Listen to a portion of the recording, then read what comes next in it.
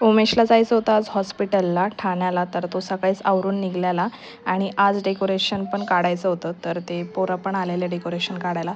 खूप छान दिसत होतं, म्हणजे काहीच खराब झालं नव्हतं. पण आता काय काढावं तर लागेल, कारण की त्यांचं पण म्हणजे त्यांना रिंग वगैरे लागते आणि आमचं पण भाडं वाढतं, तर त्यामुळे मग म्हटलं काढा आता काय.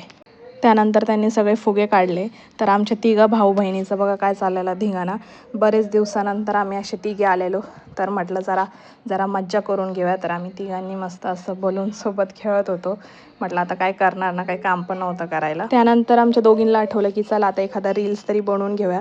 तर तुम्ही नक्की सांगा की आम्ही कोणत्या गाण्यावर ही रील बनवलेली आहे, आणि इन्स्टावर जाऊन आमचे रीलला तुम्ही लाईक पण करा. आमचे सगळे पाहुणे गेलेले आणि मग डमरू काय एकटाच खेळत होता.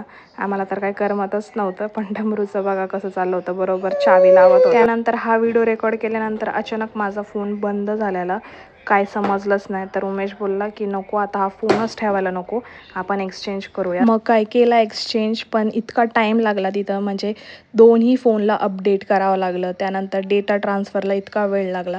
तर शेवटी आम्ही म्हणजे इतका कंटाळलो डमरूला, पहिल्या वेळेस आम्ही घरी ठेवलेलं.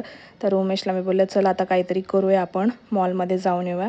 शेजारीच मॉल होता, तर मग आम्ही तिथे गेलेलो. तर तिथं ही जी आहे रिलॅक्सिंग चेअर मालिश करायची, तर उमेश बोलला चल मी एकदा ट्राय करून बघतो. तर मग त्याने ट्राय केलेलं आणि खरंच त्याला खूप रिलॅक्सिंग वाटलेलं. मला पण बोलत होतं तू पण कर, पण म्हटलं नको मला काही गरज नाही आहे, तूच करून घे, कारण की त्याची बॉडी पेन होतच राहते. तर मग सगळं फायनली काम झाल्यानंतर आम्ही रात्री 10 वाजता गेलो, म्हणजे आम्ही 4 वाजता गेलेलो सकाळी आणि घरी येताना 10 वाजलेले आमचे. डमरू एवढा वेळ एकटा राहिलेला पहिल्यांदा, मम्मीने त्याला सांभाळलेलं व्यवस्थित. तर असा होता दिवस. भेटूया उद्या, बाय.